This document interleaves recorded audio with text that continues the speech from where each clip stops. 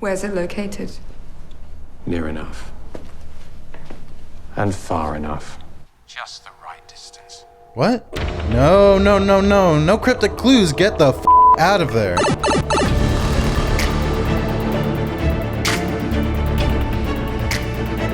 What's up, cinephiles? I'm your man Nathaniel, and this is the weekly Watchlist, the show where we count down the best movies and TV to stream right now on Prime Video. Now, it's been a whole year since lockdown has started. A whole year of being alone with your thoughts. Getting straight up cerebral, and if you're anything like me, maybe you're losing your already tenuous grip on reality.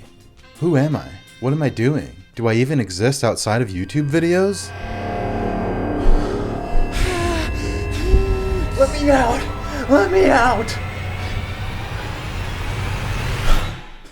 Which is why this week, we're taking on one of the most existentially chilling genres out there. I'm talking 5 of the best psychological thrillers available to stream right now on Prime Video. Let's start things off with an all-time classic.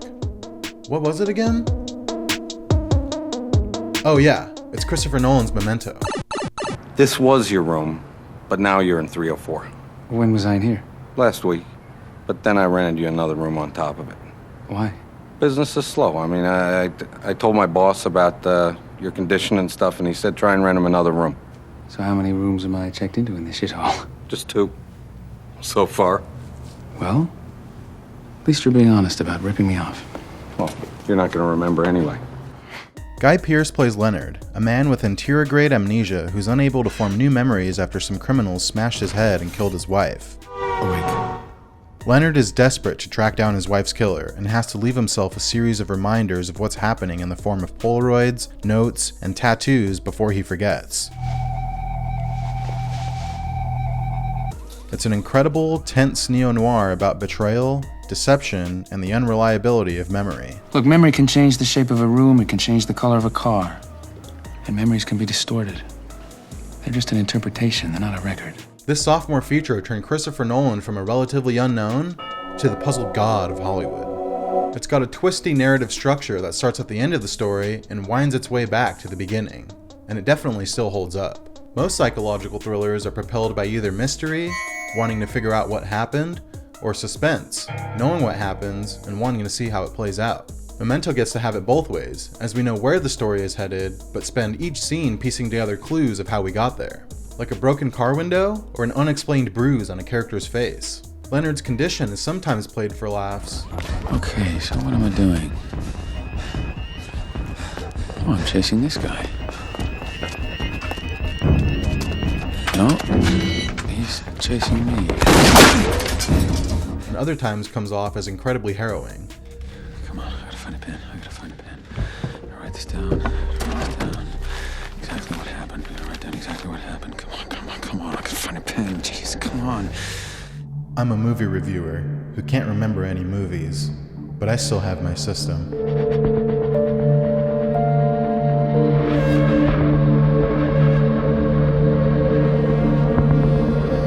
Next up, let's talk about a movie that puts the psycho in psychological thriller. I'm talking about Mary Harron's 2000 film, American Psycho. Look at that subtle off-white coloring. The tasteful thickness of it. Oh my God. It even has a watermark.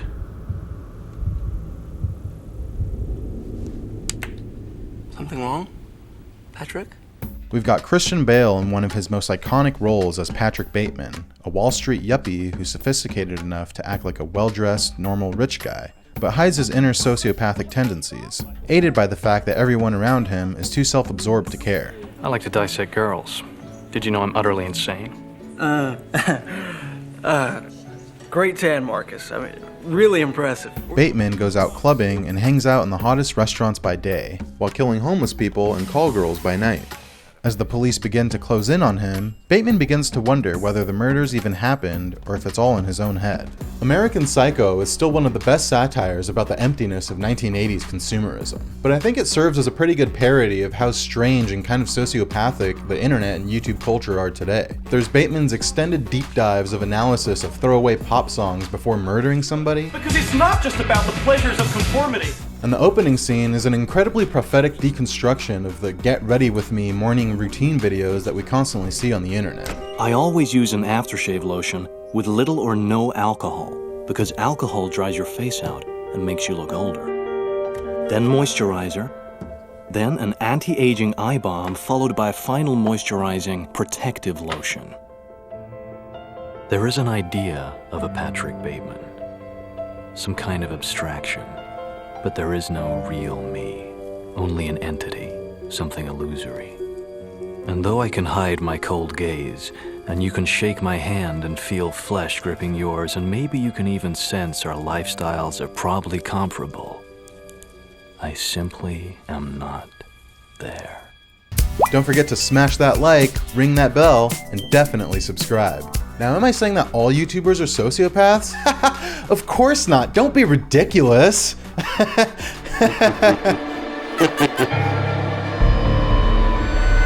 Next up, we've got a super claustrophobic movie about being trapped in your worst nightmare. It's Steven Soderbergh's 2018 film, Unsane.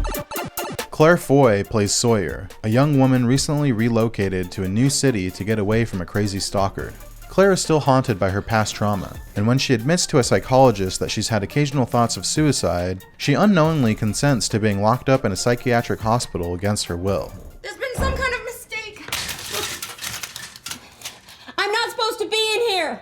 Making matters worse, Claire soon discovers that the stalker she's trying to get away from might actually be one of the orderlies. George, did you do or say anything to provoke the patient? Stop calling him that. His name is David. He's followed me all the way here from Boston. I've never even been to Boston. I am a Sox fan. This movie freaked me the out, and it poses the question, what do you do with your trauma when nobody believes you and everyone thinks you're crazy? It's about uncaring bureaucracy, medical abuse, and the terrifying process of losing control.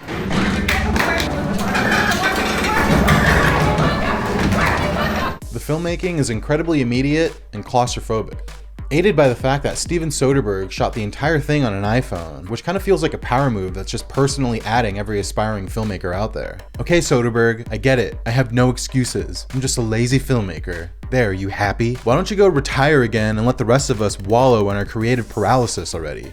Jeez. Next up, let's check out a movie that says the monotony of being stuck at home every day, but make it terrifying. It's the 2020 sci-fi thriller, Vivarium. Jesse Eisenberg and Imogen Poots play a couple looking to buy a house. They meet a creepy real estate agent who sets up a visit to a new development called Yonder. The couple soon discovers they're trapped in the neighborhood, unable to escape whether they drive for hours or even try to burn the house down. What's more, they get sent this strange baby that quickly grows up into a super creepy kid, and are forced into raising it while slowly losing their own sanity.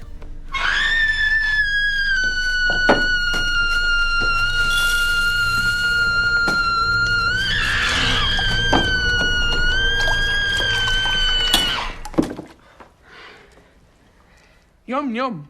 Now, this is one of the best movies I've seen about the pressing need for our cities to invest in affordable housing. You know, before we all end up living in metaphysical nightmare neighborhoods. It makes the terrifying prospect of parenthood even scarier, as the child that's forced upon this couple is clearly some kind of grotesque alien.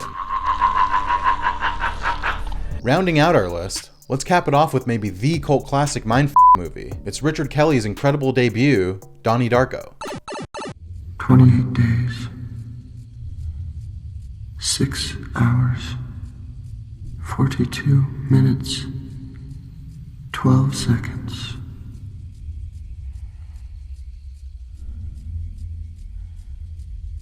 That is when the world will end.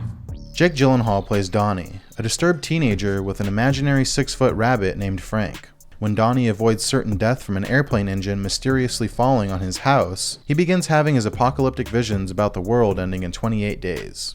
Along the way, there's portals, time rifts, high school, and the question of is this all real or just taking place in Donnie's f***ed up head. Now, the story is set in the 80s, and it's basically like a John Hughes high school movie, but centering around a schizophrenic, angsty Holden Caulfield type. Teenage Jake Gyllenhaal does an amazing job as an alternatingly charming, but mostly creepy bug-eyed a lane he continues to own to this day. But I think the enduring appeal of the film is all about its particular tone, mixing the lighthearted meaninglessness of suburban bullshit with the dread of coming apocalypse. If you're an angsty middle or high schooler and you haven't seen Donnie Darko, this movie will change your life. What, Mom? What? I'm shooting videos. God, leave me the f alone. It's not a phase, okay? Shut up. And if you don't like this movie, sometimes I doubt your commitment to sparkle motion.